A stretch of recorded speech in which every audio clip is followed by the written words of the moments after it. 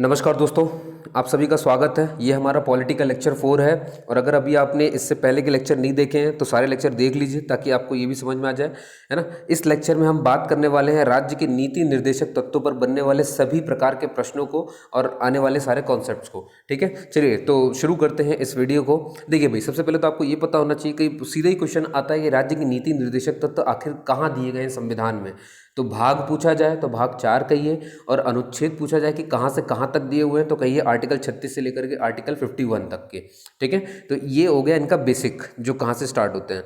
अच्छा, अब बात है कि आपके मन में ये आता है कि आखिर ये राज्य के नीति निर्देशक तत्व, जिन्हें हम इंग्लिश में कहते हैं directive principle of state policy, यानी कि डीपीएसपी। याद रखिए, मैं इस पूरे वीडियो में से डीपीएसपी लिखूंगा, तो आपको ध्यान रखना है कि मैं राज्य के नीति निर्देशक तत्व लिख रहा हूँ, है ना। डीपीएसपी शॉर्ट में, तो मुझे बार बार कहीं भी ये इतना बड़ा लिखना नहीं पड़ रहा इस वजह से। ठीक है, तो अब बात करते हैं डीपीएसपी आखिर क्या चीज़ है, इसे क्यों रखा गया है, ये मौलिक अधिकारों से अलग कैसे है, ये मूल कर्तव्यों से अलग कैसे है, इतनी सारी चीज़ें हम पढ़ते हैं। ये किस में आता है। देखिए, हमारे जो संविधान के निर्माता थे, यानी संविधान सभा के सदस्य, निर्माता कहूँ तो मतलब जो बना रहे थे, सदस्य जो थे, उनकी क्या मंशा थी, उनके क्या उद्देश्य थे, क्या अपेक्षा थी कि कैसा कैसा होना चाहिए राज्यों को लेकर के, वो सारी बातें जो है इस डीपीएसपी में लिखा हुआ है।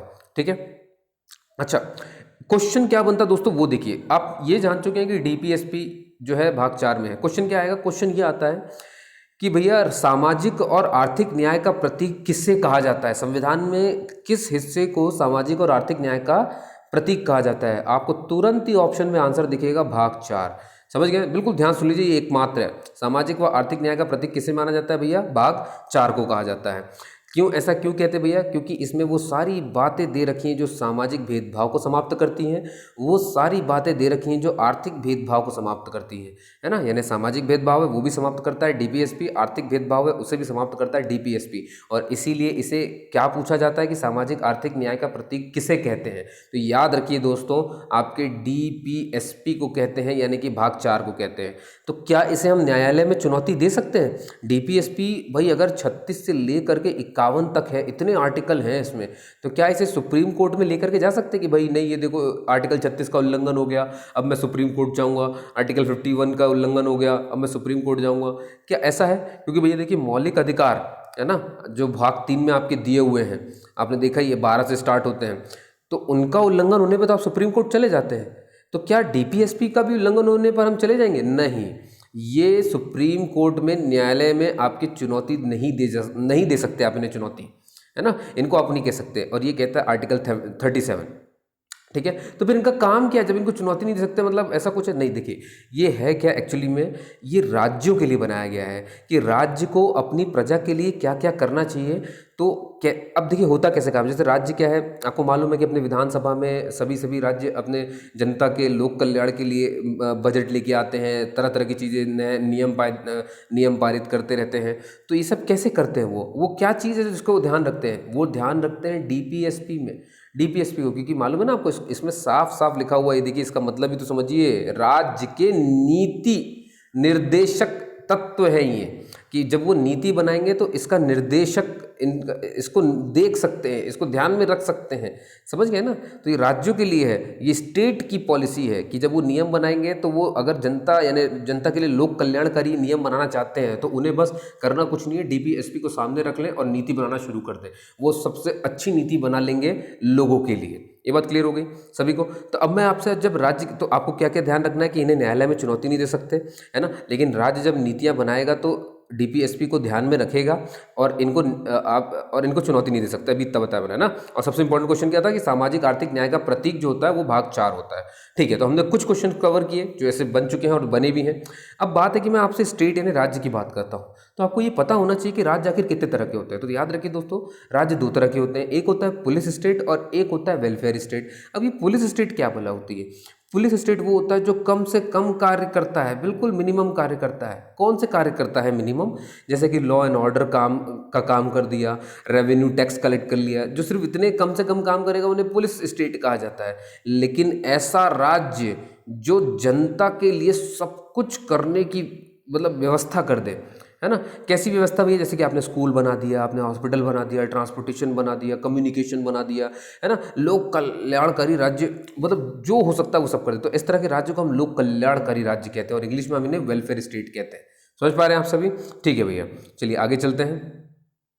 अब देखिए, अच्छा एक क्वेश्चन बहुत बार आता है कि गांधी जी के से जुड़ा संविधान सभा में कुछ है क्या, क्योंकि गांधी जी की तो भाई गांधी जी हमारे राष्ट्रपिता थे, तो उनसे जुड़ा हुआ कुछ है, कोई आर्टिकल है, तो लोग कह देते हैं नहीं है, ऐसा वैसा दुनियादारी। देखिए गांधी जी, बिल्कुल सही बात है कि संविधान सभा के हिस्सेदार नहीं है, संविधान सभा में वो कोई भी सदस्य नहीं थे, वो कहीं पर भी नहीं थे, ना ही वो संसद में थे, कहीं नहीं थे वो, है ना। तो क्या उनकी नीतियाँ कहीं नहीं है? भैया याद रखिए, उनकी नीतियाँ बिल्कुल है और आपके सामने बिल्कुल मैंने शॉर्ट में लिख दिया है।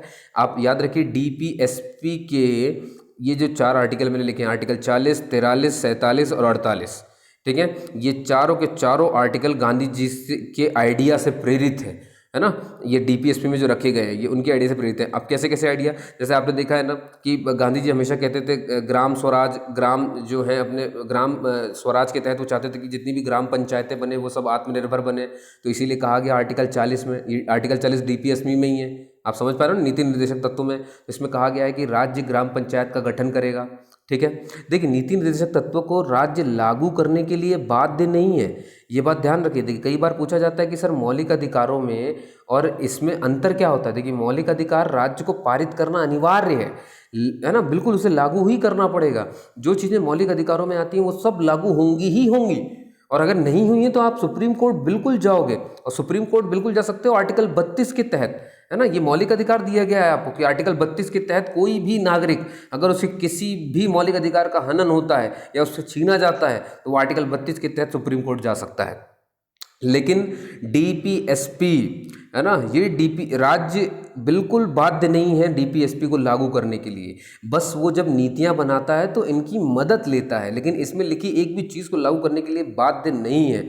ये बात आप अच्छे से समझ लीजिए। तो ये सब जो आप देख रहे हैं ये सब कोई भी बाध्य नहीं है। तो इसमें क्या क्या लिखा है वो देखिए जो बाध्य नहीं है। मैं आपको जब जब डीपीएसपी का नाम लूँ, डीपीएसपी जब आप पढ़ रहे हैं तो समझ जाओ कि ये वो बातें जिनको राज्य लागू करने के लिए बाध्य नहीं है, और आप इनको लेकर के सुप्रीम कोर्ट में चुनौती नहीं दे सकते हैं, ठीक है। ये नियम है, इसको ध्यान रखेंगे। तो आर्टिकल 40 में लिखा है ग्राम पंचायत, जो कि महात्मा गांधी से प्रेरित है। महात्मा गांधी आपने देखा है कि छोटे छोटे जो कुटीर उद्योग है उनको बहुत ही प्रोत्साहन देते थे, तो उसकी बात आर्टिकल 43 में की गई है। महात्मा गांधी बिल्कुल नहीं चाहते थे कि मादक पदार्थ जो है वो रहे या उनका सेवन कोई करे, तो मादक पदार्थों पर भैया रोक लगाई गई है आर्टिकल 47 में।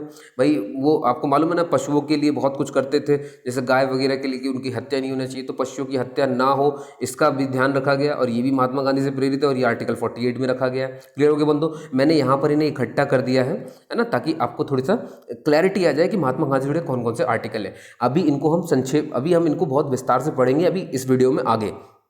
अच्छा, अब एक सबसे बड़ा क्वेश्चन आता है, सीधे सीधे कई लोग को पता होता है कि जो राज्य के नीति निर्देशक तत्व है वो आयरलैंड से लिए गए हैं, लेकिन कहीं कहीं आप देखोगे कि आपको आंसर मिलेगा कि राज्य के नीति निर्देशक तत्व जो है भारत शासन अधिनियम 1935 से लिए गए हैं।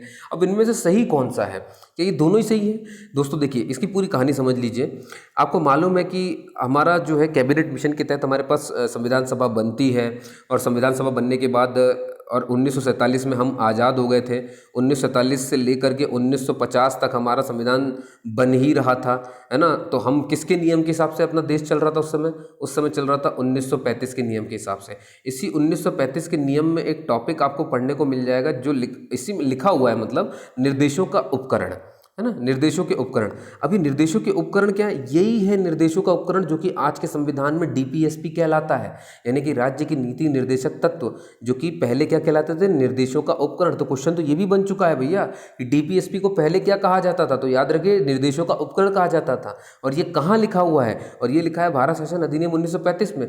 तब आप सोचेंगे सर हमने तो नीति निर्देशक तत्व 1935 से लिए हैं, तो फिर ये आयरलैंड क्यों बोलते रहते थे हम, नीति निर्देशक तत्व की आयरलैंड से आए? देखिए हुआ क्या है कि ये जो निर्देशों का उपकरण देख रहे हो ये 1935 में है, लेकिन कहाँ से लिया गया है? तब भी ये आयरलैंड से ही लिया गया है। समझ पा रहे हैं आप, है ना। तो इनडायरेक्टली हुआ ये, देखिए कहानी कुछ ऐसी हो गई कि 1935 का नियम बनता है, उसमें उन्होंने निर्देशों के उपकरण लिए, उन्होंने आयरलैंड से लिए, और आज जब संविधान बन गया तो इसी निर्देशों के उपकरण को हमने क्या बना दिया भैया? डीपीएसपी। अब आप बोलेंगे सर अगर ऑप्शन में भारत शासन अधिनियम 1935 भी है और आयरलैंड भी है तो हम आंसर किसको मार्क करेंगे? आप आंसर आयरलैंड को ही मार्क करेंगे, है ना। कॉपीराइट नहीं छीन सकते हो आप, यहाँ ध्यान सुनो, चाहे इसकी बात हो चाहे किसकी बात हो, हुए तो वो यहीं से आए हैं, है ना। इनका जनक तो आयरलैंड ही है, इस बात का अच्छे ध्यान रखिए आप। दोनों अगर आंसर रहे तो ये, हाँ लेकिन मान लीजिए कि आयरलैंड नहीं है ऑप्शन में, सिर्फ यही दिया हुआ है तो ये आंसर है, और अगर ये नहीं है आयरलैंड दिया हुआ है तो यही आंसर है, लेकिन दोनों के होने में आयरलैंड ही आंसर होगा। क्लियर हो गया आपको, ठीक है। तो अब ये देखिए मौलिक अधिकार और डीपीएसपी मैंने आपको अंतर बता ही दिया। मौलिक अधिकार क्या होता है भैया, राज्यों को इसे लागू करना पड़ेगा, है ना। अगर लागू नहीं किया तो आप सुप्रीम कोर्ट जा सकते हो आर्टिकल 32 के तहत, ये भी मौलिक अधिकार है आपका, समझ पा रहे हैं ना। और ये देखिए डीपीएसपी क्या है, राज्य को लागू करना जरूरी नहीं है, साफ साफ लिखा हुआ है। अब इनमें बात ये आती है कि अब देखिए, क्योंकि राज्यों के हिसाब से अगर आप देखोगे ना तो मौलिक अधिकार आपको दिखेंगे ये निषेधात्मक है, नकारात्मक है, लेकिन आप यहीं राज्यों के हिसाब से इन्हें देखोगे, मतलब हमारे हिसाब से अगर देखोगे तो ये सकारात्मक है। क्यों भैया, क्यों नकारात्मक, क्यों सकारात्मक?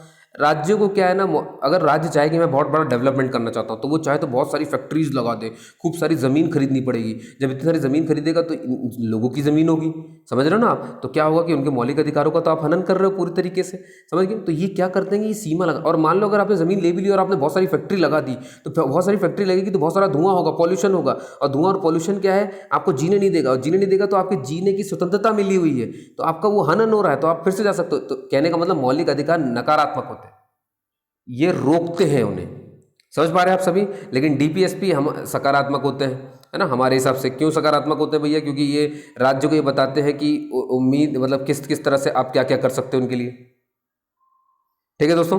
चलिए अब अगला देख लेते हैं भैया। अब आते हैं, शुरू करते हैं कि इसमें कौन कौन से आर्टिकल हैं। तो अभी तक आपको मैंने जो बैकग्राउंड में जो इसके क्वेश्चंस आते थे वो सारे बता दिए। अब लाइन से देखते जाएंगे एक एक आर्टिकल से, हर आर्टिकल से जो इंपॉर्टेंट है, जैसे जैसे क्वेश्चन बनते हैं वो सारे आप यहाँ पर देखिए। आर्टिकल 36 की बात करते हैं दोस्तों, है ना, राज्य के नीति निर्देशक तत्वों में। इसमें क्या लिखा हुआ है, इसमें बताया गया है, इसमें राज्य शब्द को परिभाषित किया गया है। अब जिन लोगों ने भी मौलिक अधिकार पढ़ लिया है ना, जिन्होंने भी ये चीज़ पढ़ ली है, तो आपने देखा भाग 3 मौलिक अधिकार जब पढ़ा होगा तो उसमें आर्टिकल 12 में भी तो यही कहा गया है कि राज्य शब्द परिभाषित हुआ है, वहां पर भी, है ना, वहां पर भी राज्य शब्द परिभाषित हुआ है। और ये आर्टिकल 36 में, यानी कि राज्य की नीति निर्देशक तत्वों में भी, तो ये तो मौलिक अधिकार और नीति निर्देशक दोनों में है। तो देखिए एक क्वेश्चन तो आपके सामने यही बन गया भैया, है ना, कि ऐसा कौन सा, मतलब राज्य शब्द, है ना, या ऐसे पूछ सकते हैं कि मौलिक अधिकारों में और राज्य निर्देशक तत्वों में कौन सी चीज़ कॉमन है। तो आपको याद रखना है वो कॉमन है राज्य शब्द, है ना, परिभाषित किया गया है। तो अब आप बोलेंगे सर ये 2 आर्टिकल क्यों बनाए गए हैं, जब ये ऑलरेडी मौलिक अधिकार में है तो फिर ये इसे डीपीएसपी में रखने की क्या ज़रूरत थी, वही डेफिनेशन को।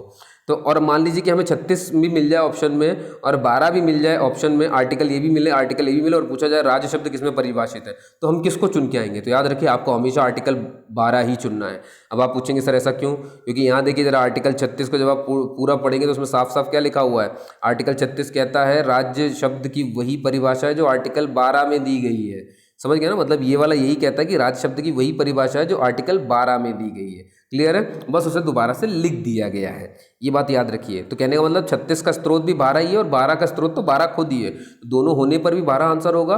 और अगर 12 नहीं है तब आप 36 लगा सकते हैं, समझ गया ना इस बात को। ये देखिए दोस्तों ये ऑप्शन ही परेशान करते हैं और मैं उसी पर बात कर रहा हूँ, इसीलिए इसे बहुत ध्यान से सुनिए और हो सके तो कॉपी लेकर के लिखते भी जाइए, ठीक है दोस्तों। चलिए अब आगे चलते हैं, आर्टिकल 37 की बात करते हैं।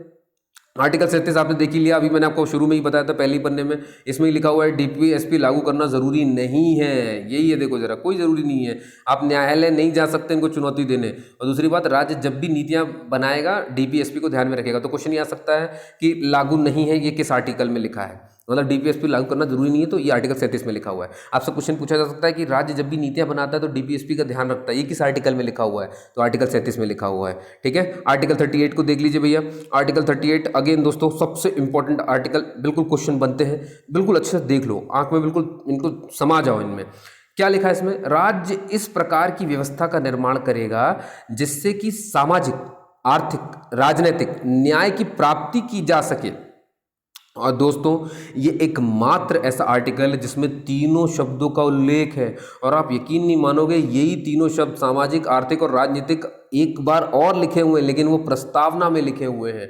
क्लियर हो रहा है दोस्तों मैं जो बोल रहा हूँ आपसे? अभी थोड़ी देर पहले मैंने आपसे एक बात कही थी यहाँ पर कि राज्य शब्द कहाँ लिखा हुआ है, तो ये मौलिक अधिकारों में भी लिखा हुआ है और डीपीएसपी में भी लिखा हुआ है। मौलिक अधिकारों के 12 आर्टिकल में, आर्टिकल 12 में, और डीपीएसपी के आर्टिकल 36 में, दोनों होने पर आंसर 12 चुना जाएगा।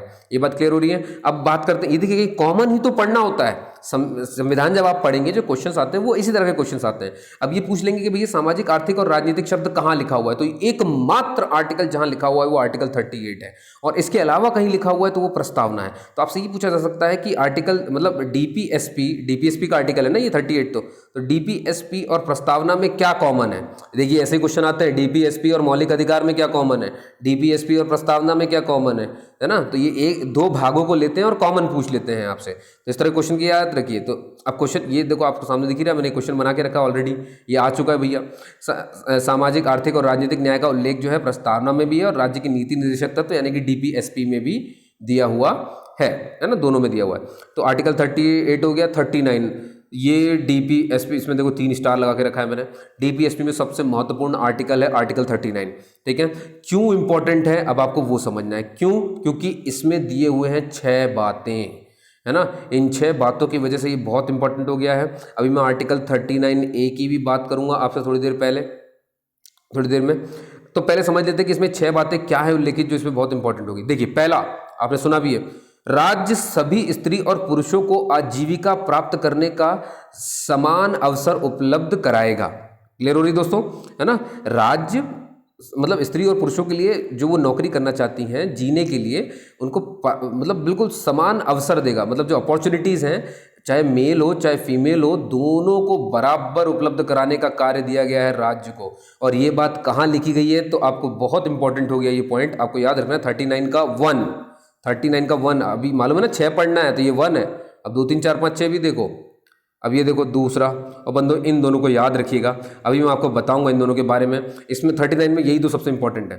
देखिए 2 में क्या लिखा है, राज्य मानवीय और भौतिक संसाधनों का आवंटन इस तरह से करेगा जिससे कि अधिकतम लोगों का कल्याण हो। आप देख रहे हो यहाँ पे भौतिक संसाधन लिखा है। भौतिक संसाधन में आ जाता है भैया जैसे कि जमीन, है ना, फिजिकल जो होते हैं, लैंड आ जाता है उसमें, तो संसाधन। तो क्या बोला गया, बहुत अच्छे से पढ़िए जरा, इसमें लिखा क्या है कि अधिकतम लोगों का कल्याण हो सके, तो राज्य को ऐसा करना है। तो मतलब जैसे मान लो जमीन एक के पास 500 एकड़ है और एक के पास कुछ भी नहीं, तो ऐसा नहीं होना चाहिए, ये भेदभाव नहीं चलेगा। आपको भौतिक संसाधनों का आवंटन इस तरह से करना होगा कि अधिकतम लोगों का कल्याण हो सके।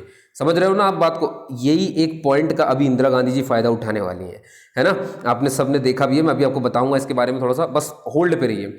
तीसरा पॉइंट भी देख लीजिए, इसमें लिखा गया कि जितना भी आर्थिक संसाधन है, आर्थिक संसाधनों का आवंटन इस तरह से किया जाएगा कि उसका केंद्रीकरण ना हो।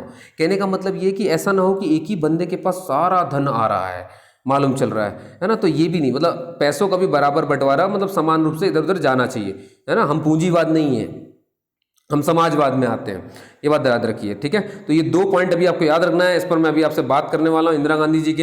ये आर्टिकल 39 का 2 है और आर्टिकल 39 का 3 है ना। 39 का 2 और 3 क्लियर है दोस्तों। अब इससे बात करेंगे अपन। चौथे को देख लेते हैं पहले, फिर इस पर बात करते हैं।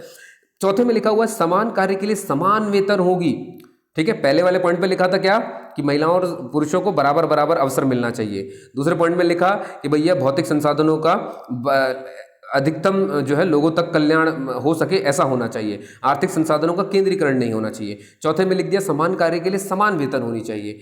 और 5वें में लिखा हुआ है कि राज्य स्त्रियों और पुरुषों को ऐसे कार्य नहीं करने देगा जिससे कि उनके स्वास्थ्य को हानि पहुंचती है या उनके स्वास्थ्य की वो चीज़ खिलाफ होती है। 6वें में लिखा हुआ है राज्य बच्चों को ऐसा वातावरण उपलब्ध कराएगा जो कि वे अपने, जिससे कि वे अपने व्यक्तित्व को, मतलब व्यक्तित्व का विकास कर सके, है ना, उनका शोषण ना होने पाए। तो ये वाला पॉइंट भी यहाँ लिखा है, समझ गए दोस्तों। इसलिए 39 जो है आर्टिकल वो इंपॉर्टेंट है डीपीएसपी का। और मैंने आपसे कहा था आपको ये भौतिक संसाधन और आर्थिक संसाधन याद रखना है। आर्थिक संसाधन क्यों याद रखना है, आपको दिख रहा है यहाँ पे, आर्थिक संसाधनों का आवंटन इस तरह से होगा कि जिसमें केंद्रीकरण ना हो। तो इंदिरा गांधी जी ने क्या किया था कि उस समय जब राजा महाराजाओं को पेंशन मिलती थी तो उसे प्रीवी पर्स कहा जाता था, है ना। प्रीवी पर्स मतलब उनको खूब सारी पेंशन दी जाती थी। ये सब सरदार वल्लभ भाई पटेल जी ने किया था। तो इंदिरा गांधी जी को इस बात से भी मतलब वो दिक्कत थी कि ये सब नहीं होना चाहिए। आप यकीन नहीं मानेंगे, इसको लेकर के मतलब उनकी बहुत सारी दिक्कत हुई। कैसी दिक्कत हुई मैं आपको बताता हूँ, ये देखिए। हुआ क्या था कि आपको मालूम है ना, 14 बैंकों का राष्ट्रीयकरण कर दिया था इंदिरा गांधी सरकार ने। ठीक है, राजा महाराजाओं के प्रीवी पर्स को उन्होंने समाप्त कर दिया था इंदिरा गांधी ने 1969 में, बिल्कुल समाप्त कर दिया। उन्होंने कहा कि नहीं, अब कोई पेंशन नहीं मिलेगी। जब इन्होंने पेंशन खत्म कर दी तो दो मामले आए उनके सामने। एक थे भैया रुस्तम कवाजी और एक था माधवराव सिंधिया, बिल्कुल सही नाम सुन रहे हैं आप, है ना। ये दोनों बंदों ने कोर्ट में केस कर दिया। भाई दोनों महाराजा थे, इनकी प्रीवी पर्स खत्म कर दिया ना, पेंशन नहीं मिलेगी अब इनको, तो खत्म कर दी। तो गए वहां पर, ये दोनों के दोनों कोर्ट में गए इंदिरा गांधी जी के सरकार के खिलाफ कि भाई इन्होंने हमारा प्रीवी पर्स खत्म कर दिया है। और प्रीवी पर अभी कोर्ट कैसे जा सके बंदो, कोर्ट जाने के लिए तो मौलिक अधिकार होना चाहिए। तो आपको मालूम है ना, उस समय हमारे पास संपत्ति का अधिकार था, है ना, संपत्ति का अधिकार दिया हुआ था। तो इन लोगों ने संपत्ति के अधिकार के तहत वहां पहुंच गए कि भैया हमारी संपत्ति जो है वो मतलब खत्म हो रही है और हमें जो फ्रीडम हमें जो मिलता था वो खत्म हो रहा है। तो तुरंत ही जब गए तो सुप्रीम कोर्ट, मालूम है ना आपको, आदेश सुना देता है सब कुछ करने के बाद। तो उसने बोला कि दोनों कार्य जो है इंदिरा गांधी जी के हैं वो असंवैधानिक है, उनको असंवैधानिक घोषित कर दिया और वो कर दिया, है ना। तो अब इंदिरा ने बोला अच्छा ऐसी बात है तो कोई बात नहीं, संसद मेरे पास है और संसद अगर मेरे पास है तो मैं संशोधन कर सकती हूँ। संशोधन करने के लिए मुझे आर्टिकल 368 चाहिए। ठीक है, तो बंदो जिसने भी 368 नहीं समझा है, मैंने पॉलिटी का लेक्चर 3 डाला हुआ है ना, 3 लेक्चर जो है पॉलिटी का, उसको बिल्कुल देख लो आप, आपको समझ में आएगा संविधान संशोधन में क्या है। और उसमें भी इंदिरा गांधी जी ने संविधान संशोधन के आर्टिकल 368 में भी हेरफेर कर रखी है। ठीक है, तो आपको अगर वो पूरा समझना है तो आपसे मेरा अनुरोध है कि आप पॉलिटिकल लेक्चर मेरा 3 देख लें, आपको वहाँ पे सब चीज़ें क्लियर हो जाएंगी। तो बंदो आप देख रहे हो, तो इंदिरा गांधी जी ने जब इनकी प्रीवी पर्स खत्म की तो इन्होंने केस कर दिया, सुप्रीम कोर्ट ने इंदिरा गांधी के काम को असंवैधानिक बता दिया। इंदिरा गांधी ने बोला ठीक है कोई बात नहीं, मैं संशोधन करके बदला ले लूंगी। तो उन्होंने संशोधन किया और संशोधन आता भी है भैया, और कौन सा वाला आता है, 25वां संविधान संशोधन आता है दोस्तों, है ना। अब संविधान संशोधन हुआ है तो बनी बात है कोई ना कोई तो नियम बनने वाला है, कोई ना कोई तो अनुच्छेद बनने वाला है। तो कौन सा अनुच्छेद बना वहां पर, और वो बनता है आर्टिकल 31C। ठीक है, और ये कहाँ जोड़ा गया है, ये मौलिक अधिकारों में जोड़ा गया है आर्टिकल 31C। अब उस पूरे मामले को समझिए। यहाँ ये मैंने आपसे कहा था ये 2 पॉइंट याद रखने के लिए। ये ज़मीन का, मान लो किसी के पास बहुत सारी ज़मीन है और कहा गया है कि अधिकतम लोगों का कल्याण होना चाहिए, इस तरह से आवंटन होगी। और यहाँ कहा गया आर्थिक संसाधन, याद है ना, पैसे प्रीवी पर सभी खत्म कर दिए गए भाई। सर केंद्रीकरण नहीं होना चाहिए, मालूम चला कि राजा महाराजाओं के पास ही सारा पैसा है, तो वो भी वो खत्म कर रही थी। इन 2 बातों को ध्यान रखिए। और अभी आपने कहानी सुनी ली है, अब आइए ये रहा यहाँ पर। ठीक है, तो फंडामेंटल राइट में हुआ क्या, इंदिरा गांधी, आपने देख लिया ना पूरा केस, संशोधन किया, 25वां संविधान संशोधन उन्होंने किया और आर्टिकल 31C, ये देखिए मौलिक अधिकार बनाया, है ना, मौलिक अधिकार 31C जोड़ दिया गया था मौलिक अधिकारों में। और अब बात है कि जोड़ा तो गया, लेकिन इसमें लिखा क्या है उन्होंने इसमें ये लिख दिया कि नीति निर्देशक तत्वों के आर्टिकल 39 के 2 और 3, याद हो गया बंदो, 2 में लिखा है भौतिक संसाधन, 3 में लिखा है आर्थिक संसाधन। तो उन्होंने कहा कि क्या लिखा है इसमें को आर्टिकल 14 और आर्टिकल 19 पर प्राथमिकता दी जाएगी। मौलिक अधिकारों के आर्टिकल 14 और आर्टिकल 19 पर प्राथमिकता दी जाएगी। अब मौलिक अधिकारों पर प्राथमिकता दी जाएगी, यहाँ पर देखिए जरा, उन्होंने डीपीएसपी के आर्टिकल 2 ये इनको उठाया, 39(2) को और 39(3) को, और मौलिक अधिकारों के आर्टिकल 14 और 19 पर जो है प्राथमिकता दे दी है। अब आर्टिकल 14 क्या कहता है, ये कहता है भैया ये एक ऐसा मौलिक अधिकार, इसमें लिखा है समानता का अधिकार। आप समझ पा रहे हैं आप, है ना, तो उन्होंने समानता का अधिकार यहाँ पे लिखा है। और आर्टिकल 19 में क्या लिखा है, 6 प्रकार की स्वतंत्रता दी गई है यहाँ पर। क्लियर हो रही है बात दोस्तों। तो इन्होंने क्या किया कि भैया अगर ऐसी बात है तो इन्होंने ये कहा कि देखिए, क्योंकि वहाँ पे लिखा है समानता का अधिकार, तो भौतिक संसाधन जो है समान रूप से बंटने चाहिए। समझ पा रहे हो इस बात को, इसीलिए इसको जोड़ दिया गया आर्टिकल 14। मतलब मौलिक अधिकारों में ये कह दिया गया कि आर्टिकल 14 और 19 में इनको वरीयता दी जाएगी। और ये कहा गया भैया आर्थिक संसाधन, भैया हमारे पास गरीब ज़्यादा है, समझ रहे हैं आप, इनका केंद्रीकरण नहीं होना चाहिए, ये भी बढ़ते रहना चाहिए। तो ये देखिए जरा, इसका भी ध्यान रखा गया, है ना। तो वो बदला ले रही थी कोर्ट से कि मेरे किए गए कार्य को तुमने ऐसे कैसे वो कर दिया। तो उन्होंने संशोधन किया 25वां और जोड़ दिया कि डीपीएसपी के आर्टिकल 39(2) और 39(3) को आर्टिकल 14 और आर्टिकल 19 पर प्राथमिकता दी जाएगी। समझ पा रहे हैं आप, यानी उन्होंने इस्तेमाल कर लिया समानता का अधिकार और उन्होंने इस्तेमाल कर लिया भैया ये स्वतंत्रता का अधिकार। ये बात समझ में आ रही है आपके, है ना। यहाँ पर उन्होंने उस चीज़ को प्राथमिकता दे दी। चलिए दोस्तों अब आगे चलते हैं, है ना। यहाँ पर ये कहानी तो आपने पूरी सुन ली।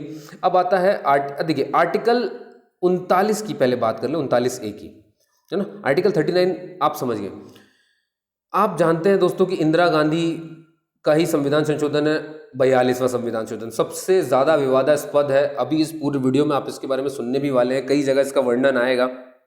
ये जितने भी ए है ना, ये सारे के सारे A42 सेकेंड अमेंडमेंट जो A42 अमेंडमेंट जो है इसी के साथ जुड़े गए हैं, तो अब पहले देख लेते हैं कि 39 तो हम समझ गए भैया कि उसमें तो मतलब 6 प्रकार की बातें लिखी हुई थी। अब ये 39A क्या बोला है, और देखिए जब भी ए लिखा हो ना, ABCD किसी भी आर्टिकल में लिखा हो, समझ जाइए कि ये मूल संविधान में नहीं था, इसे बाद में जोड़ा गया है, और जिसके द्वारा जोड़ा गया है वो 42वां संविधान संशोधन है।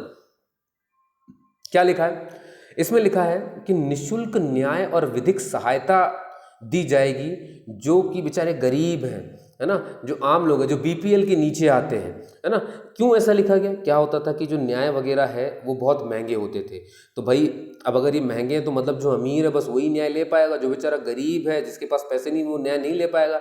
इंदिरा गांधी ने बोला नहीं, ऐसा नहीं होना चाहिए, सबको मिलना चाहिए न्याय। तो उन्होंने फिर ये बनाया कि निःशुल्क होगा न्याय और विधिक सहायता भी दी जाएगी उन्हें। समझ पा रहे हैं आप? तो ये सब चीज़ें कहाँ लिखी हुई हैं? आर्टिकल 39A में लिखी गई हैं, ये बात ध्यान रखिए आप, ठीक है। अब देखिए, अब बात ये आती है कि दोस्तों ठीक है, हम मान लेते हैं कि चलो निःशुल्क न्याय दोगे आप और विधिक सहायता दोगे आप, तो क्या बस लिख देने से संविधान में काम हो जाएगा? नहीं, उसके लिए कोई कानून भी तो होना चाहिए और उसके लिए कोई संस्था भी तो होनी चाहिए। भैया संस्था भी होगी, जब कानून होगा तब तो ये सब बातें सही होंगी। तो बिल्कुल सही है, कोई दिक्कत नहीं है। तो बना भी कानून भाई, तो इसको ध्यान में रखते हुए हमारी संसद ने 1987 में एक कानून बना दिया। उस कानून का नाम रखा गया national legal service authority act. ये कानून है, एक्ट लिख के तो कानून है, 1987 का ये कानून है ना, नलसा कहते हैं इसे, NALSA, national legal service authority act. अब ये तो कानून बना है, तो कानून थोड़ी ना काम चलता, कोई संस्था भी तो बननी चाहिए जहाँ पे बहुत सारे वकील हो और वो गरीबों की मदद करने लगे। तो संस्था बनी, और संस्था कब बनी? 1987 के अधिनियम के अनुसार संस्था बनाई गई 1995 में, है ना। और संस्था का नाम यही रखा गया, राष्ट्रीय विधिक सेवा प्राधिकरण, ठीक है। ये नेशनल लीगल सर्विस अथॉरिटी को ही कहा जाता है हिंदी में राष्ट्रीय विधिक सेवा प्राधिकरण, यानी कि नलसा। लेकिन इतना ही नहीं दोस्तों, बहुत सारे काम हुए। ये राष्ट्रीय है यानी कि नेशनल लेवल पे, स्टेट लेवल पे बनाया गया सलसा, और डिस्ट्रिक्ट लेवल पे बनाया गया डलसा। क्लियर होगी? ये सारे के सारे अथॉरिटीज़ हैं, है ना, जो कि गरीबों की मदद करती हैं न्याय दिलाने में, फ्री न्याय देते हैं ये उनको, ठीक है। ये तीनों बातें जो हैं यहाँ पर निःशुल्क विधिक के तौर पे हैं। अब आपसे क्वेश्चन ये आ सकता है कि भैया नलसा के संरक्षक आया भी है, इसलिए मैंने लिखा भी है, नलसा के संरक्षक कौन है? तो याद रखिए, नलसा के संरक्षक अलग और अध्यक्ष अलग चीज़ होती है, कंफ्यूज मत होइएगा इनमें। कभी भी आपसे नलसा का संरक्षक पूछा जाए तो वो सुप्रीम कोर्ट के मुख्य न्यायाधीश होते हैं भैया, मतलब भारत के मुख्य न्यायाधीश होते हैं, सुप्रीम कोर्ट के सबसे मुख्य न्यायाधीश, समझ रहे हैं ना आप बात को, चीफ जस्टिस ऑफ इंडिया होते हैं। लेकिन अध्यक्ष कौन होते हैं? चीफ जस्टिस ऑफ इंडिया के जस्ट एक सेकेंड रैंक का जो वहाँ पर न्यायाधीश है वही इसका अध्यक्ष होता है। समझ गए? संरक्षक सबसे टॉप का यानी कि मुख्य न्यायाधीश, और सेकंड नंबर का न्यायाधीश जो होता है वो उसका अध्यक्ष होता है। क्लियर है दोस्तों?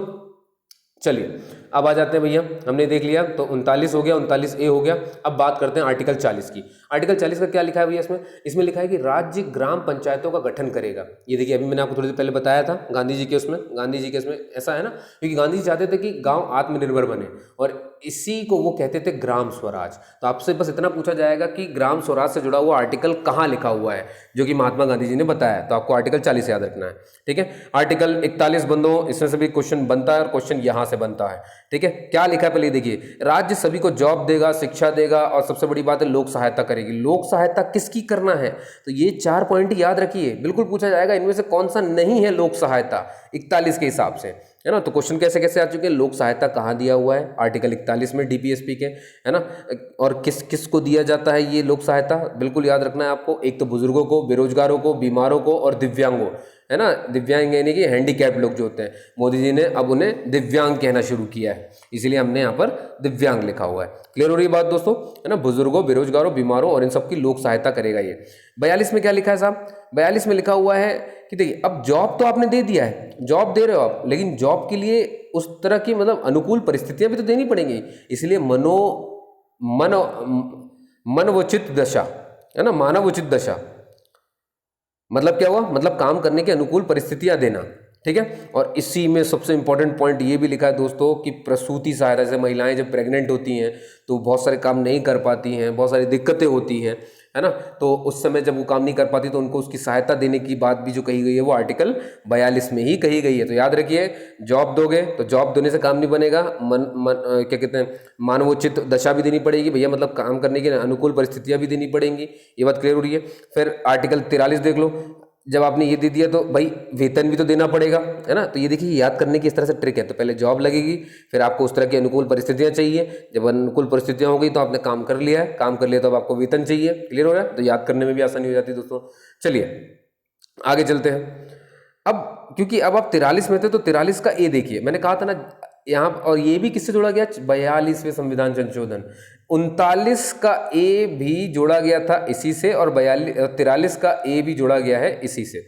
अब इसमें आखिर लिखा क्या है दोस्तों, आपने देखा है कि अभी तक अपन जो पढ़ रहे थे कि वेतन सब तक पहुंच गए थे, तो इसमें लिखा है कि राज्य उद्योगों के प्रबंधन में, है ना, राज्य क्या करेगा कि जो भी उद्योग है, जैसे कि आपको जितनी भी इंडस्ट्रीज है, उनके मैनेजमेंट में कार्मिकों को, जो कर्म मतलब जो है वहाँ के कर्मचारी, उनकी भागीदारिता को सुनिश्चित करना है। मतलब वो भाग लें, किस में भाग लें, वो उनकी भागीदारिता इसमें लेनी है कि जैसे सरकार कोई भी नियम बना रही है फैक्ट्री के लिए, इंडस्ट्री के लिए, तो इन कार्मिकों को जोड़ना पड़ेगा, इनकी भागीदारिता होनी चाहिए। क्यों जोड़ना है इनको, क्योंकि जब भी सरकार नियम बनाती है, सरकार तो काम कर नहीं रही है इंडस्ट्री में, इंडस्ट्री के असली हाल और इसकी क्या मांग है ये सब तो ये कार्मिक बता सकते हैं। तो अगर मैं इन्हें जोड़ लूंगा, इनकी भागीदारिता कर लूंगा, तो जब मैं फिर अगर इंडस्ट्री के लिए नियम बनाऊंगा तो अब वो अच्छे बनेंगे नियम, समझ पा रहे हैं आप। तो इसको ध्यान, अब इसको करेंगे कैसे, तो इसीलिए इसका सबसे अच्छा उपाय क्या होता है भैया, चुनाव करवा दो। इसीलिए आपने देखा ट्रेड यूनियन होते हैं, तो ट्रेड यूनियन में क्या है कि जैसे मान लो कि ये लेबर का एक ग्रुप, ये लेबर का एक ग्रुप, भाई ये दोनों फाइट करेंगे, फाइट करने में खूब सारी बहस होगी, ये भी कुछ बोलेगा कि हम ये देंगे, ये भी कुछ बोलेगा हम ये देंगे, हम सरकार से ऐसी बात करेंगे, हम सरकार से ऐसी बात करेंगे। तो जब ये इस तरह की बात करते हैं तो ये खूब पढ़ते लिखते हैं, जब इस चक्कर में पढ़ लिख लेते हैं कि क्या क्या चीज़ चाहिए, तो फिर ये सरकार को बता, सरकार तक आइडिया ऐसे पहुँचते हैं। क्लियर हो रही बात, ऐसी कुछ भी नहीं हो जाता है भारत में अपने मन से कि हाँ भाई लो लीडर बन रहा है, कोई लीडर नहीं बन रहा है, सरकार को चाहिए जानकारी, और इसीलिए वो ट्रेड यूनियन की चुनाव वगैरह करवाती है। समझ पा रहे हैं आप, है ना, यहाँ पे सब कुछ भी बेमतलब का नहीं होता है। चलिए भाई, अब ये आपने आर्टिकल 43A देखा जो कि जोड़ा गया था, लेकिन यहाँ देखिए कंफ्यूजन इस बात से हो जाता है, आर्टिकल 43B ये भी संशोधन द्वारा ही जोड़ा गया, लेकिन ये 42वां संविधान संशोधन नहीं है, ये 97वां है ना, 1997 संविधान संशोधन है जो कि 2012 में आया था। इसमें क्या लिखा है भैया, कोऑपरेटिव इंस्टीट्यूशन, यानी कि राज्य सहकारी, कोऑपरेटिव को कहा जाता है सहकारी। सहकारी का मतलब क्या होता है, जहां पर कई सारे लोग मिलते हैं और पैसा लगाते हैं, ये भी कुछ देगा, ये भी कुछ देगा, ये भी कुछ देगा, ये भी कुछ देगा, ये भी कुछ देगा, पैसे इकट्ठा करते हैं और किसी को लोन पे दे देते हैं। ये बात समझ में आ रही है, मतलब ये मदद करते हैं, तो सहकारिता से हुआ है ना, साझा, किसी एक मोटिव को पाने के लिए जब बहुत सारे लोग एक होते हैं तो उसे कहते हैं सहकारिता। ठीक है, तो आर्टिकल 43B में जो कि 97th अमेंडमेंट के द्वारा जोड़ा गया, संविधान संशोधन के द्वारा, उसमें लिखा है कि राज्य सहकारी संस्थाओं को बढ़ावा देगी। ये बात क्लियर होगी दोस्तों। चलिए ठीक है, तो आपको याद रखना है किसमें दिया है इस आर्टिकल में। आर्टिकल 44 की बात करते हैं।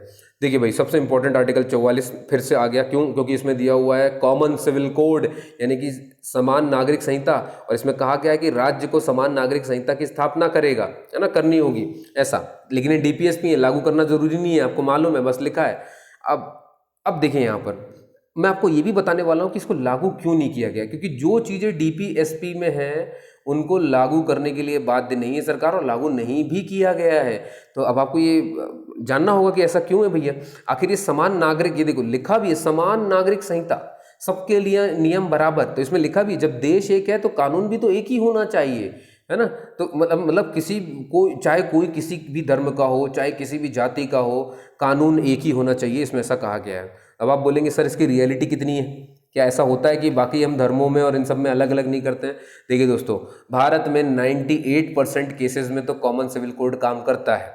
ठीक है, जैसे मान लो अगर किसी भी धर्म, कैसे काम करता है, मान लो अगर किसी भी धर्म का व्यक्ति, चाहे वो कोई भी हिंदू, मुस्लिम, सिख, ईसाई, अगर उसने कोई एक अपराध किया है तो उस अपराध की जो सज़ा हिंदू को मिलेगी वही मुस्लिम को मिलेगी, वही सिख को मिलेगी और वही ईसाई को मिलेगी।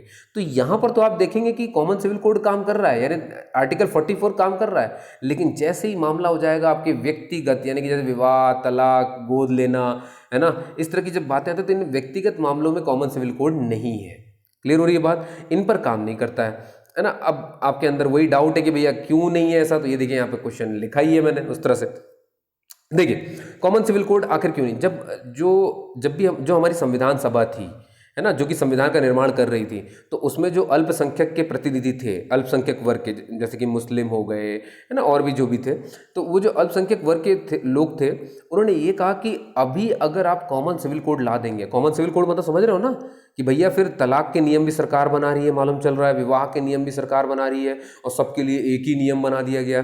तो अब आप सोचिए ज़रा, उस समय हम आज़ाद हुए थे, हम ऑलरेडी इतनी सारी लड़ाई देख चुके थे, वर्ल्ड वॉर 1, वर्ल्ड वॉर 2, अंग्रेजों को झेल रहे थे दुनियादारी, और हम पढ़े लिखे थे नहीं, राजा महाराजाओं के नीचे थे भैया, है ना, बस इतना ही काम था हमारा, अब कुछ नहीं जानते थे। और अब सबसे बड़ी बात थी कि उस समय जो सबसे इंपॉर्टेंट चीज़ थी जिसने लोगों को बचाया था वो धर्म ही था, चाहे वो मुस्लिम धर्म हो चाहे वो हिंदू धर्म हो, सबके सब बिल्कुल कट्टर थे। तो भाई हिंदू धर्म अपनी रीति रिवाज छोड़ने को तैयार नहीं थे, मुस्लिम अपने रीति रिवाज छोड़ने को तैयार नहीं थे, ठीक है। और सोचिए जरा अगर आप दोनों के धर्म उस समय खत्म कर दें जब वो सबसे ज़्यादा कट्टर है तो क्या होता। तो यही बात इन लोगों ने कही, अल्पसंख्यक वर्ग के। देखिए जरा कितने दूरंदेशी थे। उनने कहा कि अभी लोग पढ़े लिखे नहीं हैं, अपने धर्म को बहुत मानते हैं, है ना, उसमें हेर फेर अभी इन्हें समझ में नहीं आएगा। इस समय तो उस समय लागू करना जब पढ़ाई का विकास हो चुका हो, मतलब कहने का जब ये लोग अच्छे खासे पढ़े लिखे हो तब आप इस चीज़ को लाइए, तब ये समझेंगे। जब पढ़ लिख लेंगे तो समानता समझेंगे, इस बात को समझ रहे इस बात को। और इसीलिए डीपीएसपी में, और यही कारण है कि इसे अभी डीपीएसपी में रख दिया गया है दोस्तों। समझ पा रहे हैं आप सभी, है ना। डीपीएसपी में इसीलिए रखा हुआ है, वरना ये मौलिक अधिकारों में होता, लागू हो जाता है ये सब चीज़ें, ठीक है। अब इसको समझाने के लिए मैं आपको दो केसेस समझा देता हूँ। जैसे आप ये पूछते हैं ना कॉमन सिविल कोड है कि नहीं अस्तित्व में, तो भाई क्या कहीं काम नहीं करता? बिल्कुल काम करता है दोस्तों। अब जैसे हमने तलाक और शादी की बात ही की है, तो शाह बानो केस और सायरा बानो केस, ठीक है, इन दोनों पर भी बात कर लेते। देखिए शाह बानो केस क्या था, 1985 में आया था। इसमें क्या हुआ कि शाह बानो जो थी ये एक महिला थी और 60 से 70 साल की थी। इनके 5 बच्चे थे और इनको तलाक दे दिया था इतनी उम्र में। सोचिए 70 साल के और 70 साल की उम्र में इनके पति ने तलाक दे दी। इनका नाम था अहमद खान, ये एमपी के बहुत बड़े वकील भी है, ठीक है, याद रखिए। अब ये भैया चली गई कोर्ट तलाक के बाद तुरंत के तुरंत, है ना। अब अच्छा एक बात क्या, अब मतलब मुस्लिम में इसका क्या नियम है तलाक के बाद? तलाक तो दे देते हैं, ठीक है, वो कोई बात नहीं।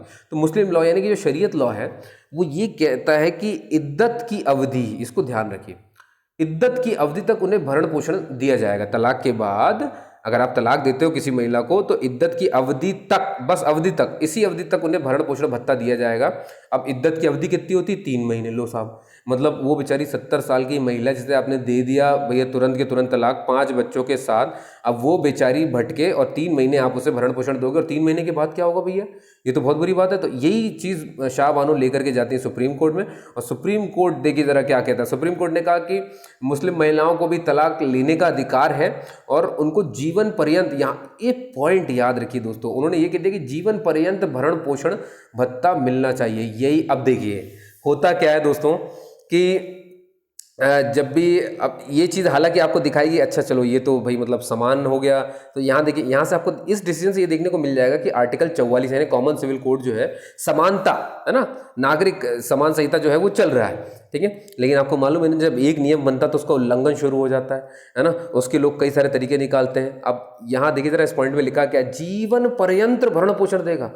इसमें ये कहीं नहीं लिखा कि उस महिला की शादी हो गई है।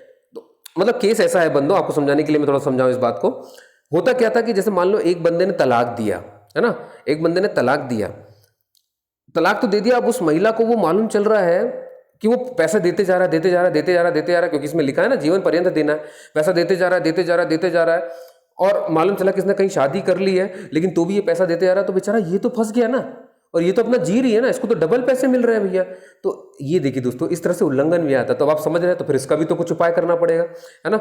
लेकिन उससे पहले पहले कुछ नियम आ गए थे और वो रहे नियम, है ना। जैसे ही सरकार ने ये कहा कि जीवन पर्यंत भरण पोषण मिलेगा, संसद ने तुरंत नियम निकाल दिए। एक निकाला मुस्लिम महिला भरण पोषण भत्ता अधिनियम 1986 और एक निकाल दिया मुस्लिम महिला तलाक से संरक्षण अधिनियम 1986।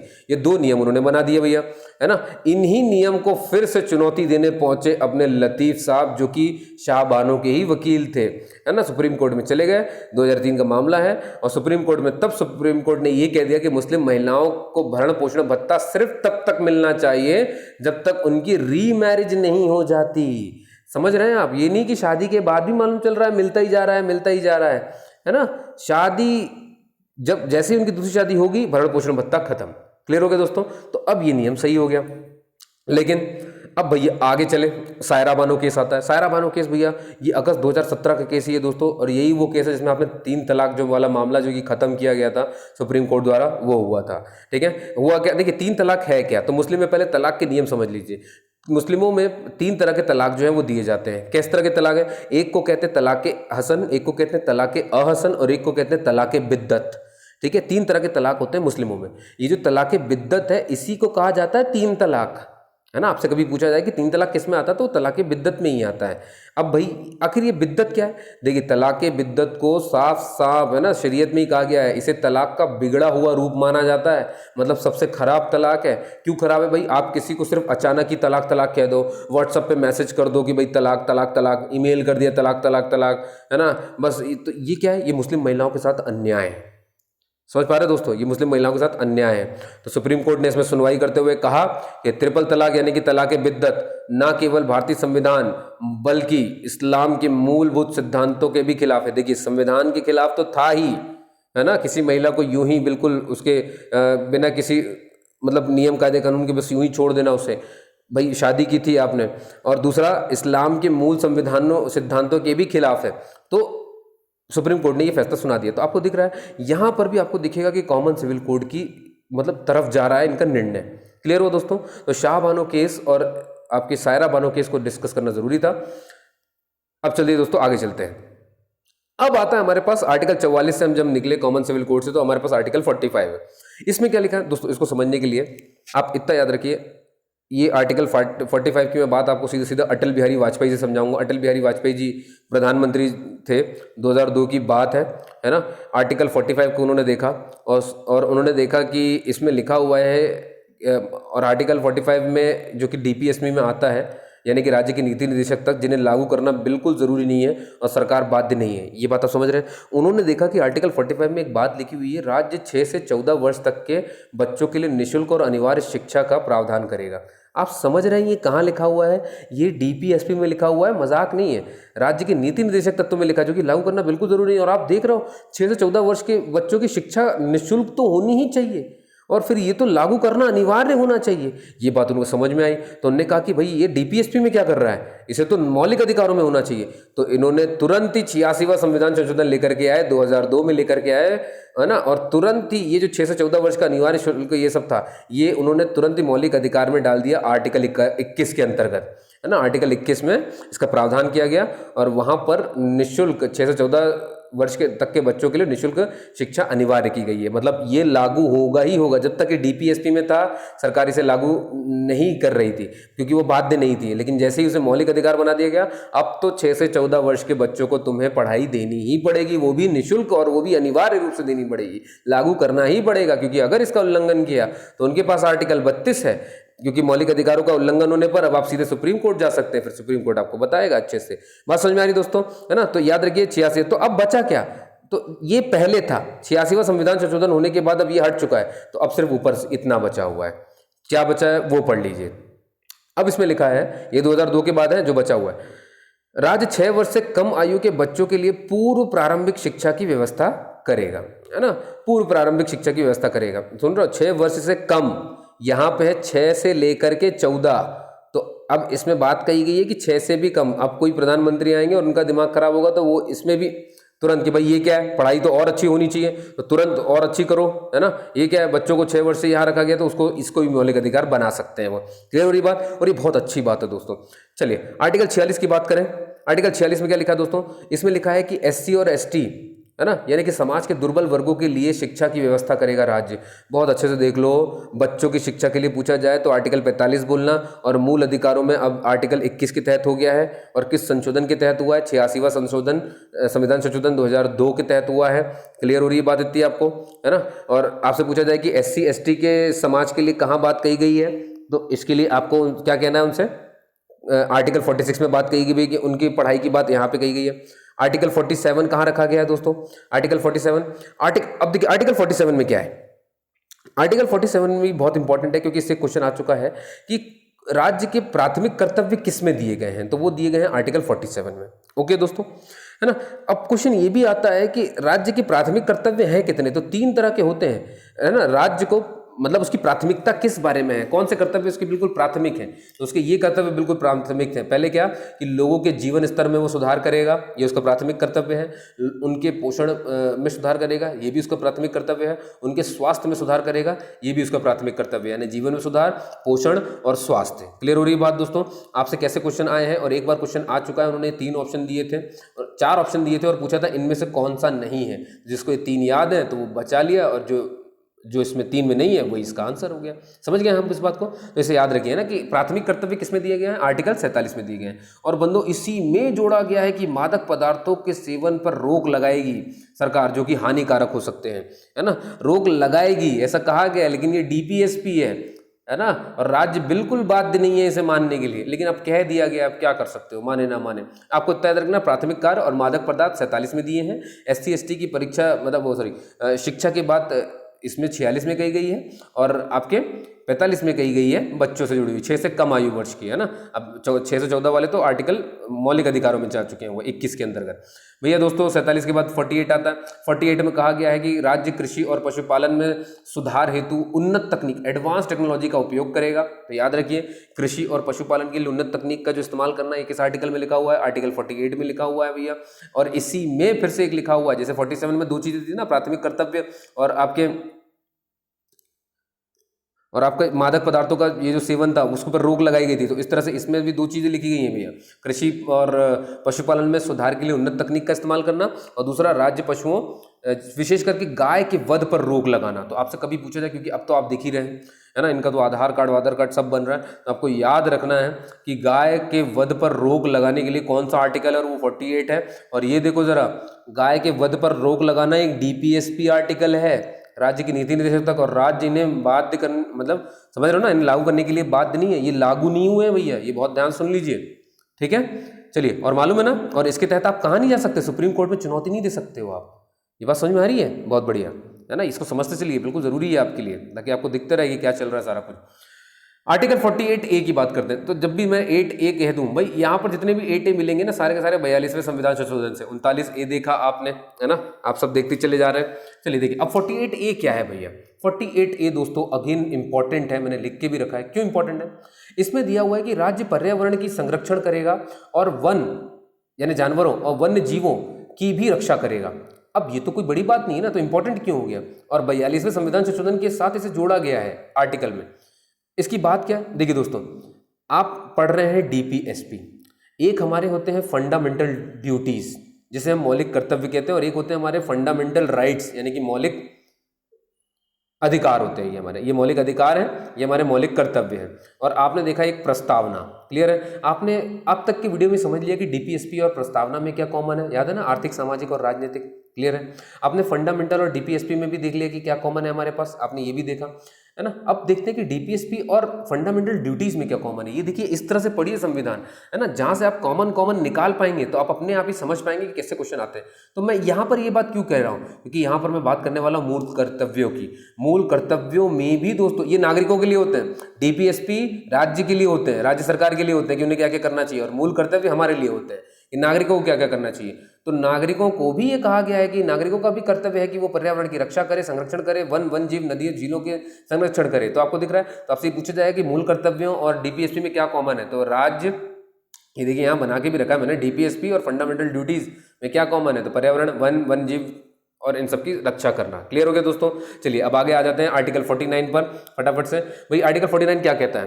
राज्यों को राष्ट्र महत्व के जितने भी स्थान है, इस राष्ट्र महत्व के स्थान कैसे, जैसे कि जितनी विरासत है, जितने भी स्मारक हैं, बड़ी बड़ी झीलें हैं, इन सब का संरक्षण प्रदान करना पड़ेगा। बड़ी बड़ी इमारतें हैं, है ना, कुतुब मीनार, ये सब आप देख ही रहे हो, लाल किला, आगरा का लाल किला, ताजमहल, समझ पा रहे हैं, सब चार मीनार, ये सब किस में आते हैं भैया? ये राष्ट्र महत्व के स्थान है, विरासत है, ये इनका भी सुरक्षा करनी चाहिए। तो कौन सुरक्षा करता है इनकी? याद रखिए इनकी सुरक्षा करता है भारत का पुरातत्व सर्वेक्षण, यानी कि आर्कियोलॉजिकल सर्वे ऑफ इंडिया।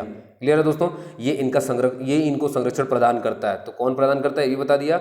ये विरासत वगैरह का करना किसमें? आर्टिकल 49 में। और आप देख रहे हो ना, ये भी DPSP है, और राज्य इसको भी लागू करने के लिए बाध्य नहीं है। सोचिए जरा, ये लागू नहीं हुआ है समझ पा रहे हो? इसको पढ़ते पढ़ते ये ध्यान रखना है आपको कि ये सब लागू नहीं है, ये DPSP में पड़े हुए हैं। हाँ, इनको सिर्फ इनकी नीतियों को, जब भी सरकार नीति बनाती है, कोई भी चीज़ बनाती है, तो बस इनका ध्यान रखती है, इतना है। वो बाध्य नहीं लागू करने के, लागू कर सकती है। समझ पा रहे हो आप ना? चलिए बढ़िया। आर्टिकल 50 की बात कर लेते हैं भाई। आर्टिकल 50, तो याद रखिए 50-50 है ना, आधा आधा। तो यानी इसमें लिखा ही है कि कार्यपालिका और न्यायपालिका को अलग अलग कीजिए, 50-50 कीजिए। अब दोस्तों आप सोचेंगे कि सर कार्यपालिका तो अलग ही होती है, न्यायपालिका तो अलग ही होती है, तो फिर ये आर्टिकल ऐसा क्यों बनाया गया? देखिए दोस्तों, जब हम आज़ाद नहीं हुए थे, यानी आज़ादी से पहले की बात है ना, जो उसमें क्या होता था, जो कुछ पद ऐसे थे जैसे कि जो कार्यपालिका था उस समय, उसके पास न्यायिक शक्तियां भी होती थी, यानी जो कार्यपालिका था उसके पास न्यायिक शक्तियां भी होती थी। आज भी आपको इसका उदाहरण देखने को मिल जाएगा। आप जैसे जिला कलेक्टर जबकि कार्यपालक में आता है ना, वो कार्यपालिका का हिस्सा होता है, लेकिन आप देखेंगे कि कलेक्टर को आप डीएम कहते हो भैया, आप एसडीएम कहते हो उसे, आप एसडीओ कहते हो उसे, ठीक है। डीएम का मतलब क्या होता है, डिस्ट्रिक्ट मजिस्ट्रेट, और मजिस्ट्रेट का मतलब ही क्या हो गया भैया, न्यायिक प्रक्रिया करने की शक्ति करने वाला। समझ पा रहे हैं आप? तो ये इसका उल्लेख मिलता है, तो इसको भी अभी हटाने में लगे हुए हैं, है ना, कि ये क्या है भैया, जब एक के पास ही एक ही पद में दोनों शक्तियां होंगी तो शक्ति की पृथकीकरण का ये उल्लंघन माना जाता है। इसीलिए इसमें लिखा हुआ है कि इन दोनों को अलग अलग कीजिए, लेकिन आपको फिर से याद रखना है कि ये डीपीएसपी में दिए हुए हैं और राज्य इसको लागू करने के लिए बाध्य नहीं है, और बाध्य नहीं है इसीलिए तो आज भी आप सुनते हैं कि कलेक्टर को डीएम भी कहा जाता है। जिस दिन ये चीज़ लागू हो जाएगी तो आप देखेंगे कलेक्टर और डीएम दो अलग अलग लोग होंगे। समझ पा रहे हैं आप मेरी बात, है ना? ये अभी लागू नहीं हुआ है ना, और राज्य इनको लागू करने के लिए बाध्य नहीं है। यही आपको समझा रहा हूं मैं डीपीएसपी के तहत। इसमें जो बातें लिखी हुई हैं इनको अपने अंदर लेने से पहले समझ जाइएगा कि ये राज्य लागू करने के लिए बाध्य बिल्कुल नहीं है, ठीक है। तो गौ हत्या आप समझ गए ना, अभी ये कहीं नियम नहीं बना हुआ है, सिर्फ आर्टिकल में लिखा हुआ है, लागू करने अभी लागू किया नहीं गया है, समझ गए ना, डीपीएसपी में आता है बस। चलिए बहुत बढ़िया दोस्तों, डीपीएसपी का आर्टिकल अंतिम, और ये रहा अपने पास 51वां। भाई इसमें लिखा हुआ है भारत की विदेश नीति जो है, भारत की विदेश नीति का संवैधानिक आधार। क्वेश्चन सीधा आया है दोस्तों कि कौन सा आर्टिकल ऐसा है जो ये कहते भारत के विदेश नीति का आधार है, तो वो आर्टिकल 51 है। भाई क्यों, है ना? इसमें 4 तरह की बातें दोस्तों सारी सुन लीजिए, आप समझ जाएंगे, और सारे के सारे सा वाले हैं, तो कभी आपको दिक्कत आएगी नहीं। 51 में सारी विदेश नीति है, विदेश नीति के सारे सा सुन लीजिए। कौन कौन से सा हैं भाई, किसकी बात कर रहा हूँ? पहला सा ये कि भारत अंतर्राष्ट्रीय शांति और सुरक्षा को बढ़ावा देगा। दूसरी बात, अंतर्राष्ट्रीय लेवल पर आपको शांति बनाएगा भारत और सुरक्षा भी बना के रखेगा। दूसरी बात यह कि सभी राष्ट्रों के मध्य में सम्मानजनक और न्याय संगत व्यवहार बढ़ाएगा, है ना, कि व्यवहार को बढ़ावा देगा। तो आप देख रहे हो, शांति, सुरक्षा, समाज, सम्मानजनक, है ना, और न्याय संगत। फिर तीसरा भी देख लीजिए, भारत अंतर्राष्ट्रीय संधियां और समझौते, इसीलिए मैं कह रहा था सारे सा वाले। तो शांति सुरक्षा बनाएगा, सम्मानजनक और न्याय संगत व्यवहार को बढ़ावा देगा, संधियों और समझौतों का पालन को बढ़ावा देगा, कि भाई जो भी संधियां की हैं, जो भी समझौते किए उनका पालन करेगा। और एक और साथ देख लीजिए, ये रहा अंतर्राष्ट्रीय विवादों का समाधान मध्यस्थता से करेगा, है ना, मध्यस्थता से करेगा, मिलजुल करके करेगा जो भी विवाद हुए हैं उनका। तो देख रहे हैं आप, सारे सा वाले हैं, आपको यूं ही याद हो जाएंगे दोस्तों। तो बस लेक्चर के अंत में अब आपके पास यही डाउट बचा होगा कि सर मौलिक अधिकार और नीति निर्देशक तत्वों में आखिर बड़ा कौन सा है, क्योंकि मौलिक अधिकार को तो ऐसा है कि सरकार बाध्य है लागू करने के लिए, लेकिन डीपीएसपी को लागू करने के लिए बिल्कुल बाध्य नहीं है, ठीक है। हाँ, लेकिन नीतियां बनाने के लिए डीपीएसपी काम करती हैं, ये भी हमने देखा। और हमने देखा कि डीपीएसपी में कुछ चीज़ें उठा करके यहाँ रख दी गई, आपने बहुत सारी चीज़ें समझी।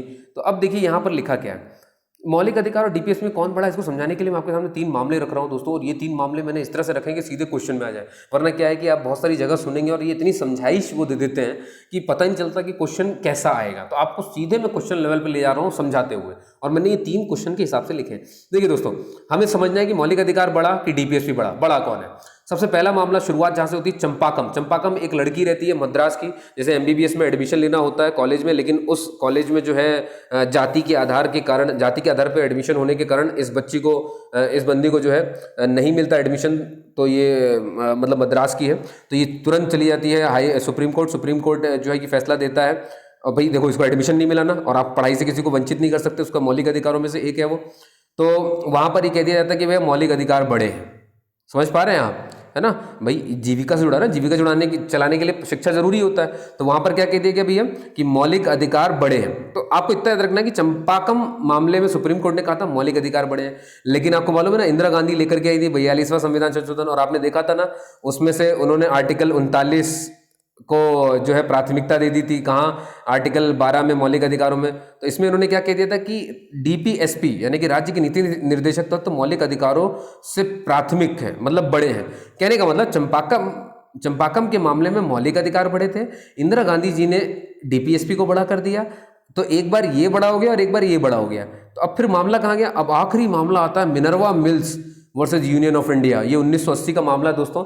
इसमें देखिए क्या कहा गया, इसमें कहा गया कि 42वां संविधान संशोधन है ना, को कोर्ट में चैलेंज किया गया, है ना, मिनर्वा मिल्स ने इसी को चैलेंज किया क्योंकि जिसमें डीपीएसपी को बहुत बड़ा कर दिया गया था।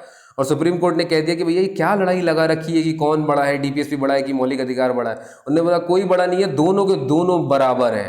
क्लियर है, ये एक ही सिक्के के दो पहलू हैं, बस इतने में बात खत्म हो गई। तो आपको समझ में आ गया होगा इनमें से कोई भी बड़ा नहीं है। क्लियर होगी बात, दोनों के दोनों बिल्कुल बराबर है। तो दोस्तों ये था हमारा राज्य की नीति निर्धारित तत्व। होप सो कि आपको ये लेक्चर बहुत पसंद आया होगा, है ना। तो दोस्तों आगे भी इस तरह के वीडियोस के लिए आपको मेरे चैनल को सब्सक्राइब कर लीजिए, डिस्कशन विद मनोज को, और पॉलिटी के 5 लेक्चर के लिए वेट करिए, कल उसे भी अपलोड कर दूंगा मैं आपके लिए। तब तक के लिए दोस्तों जय हिंद, जय भारत, मिलते हैं अगली क्लास में।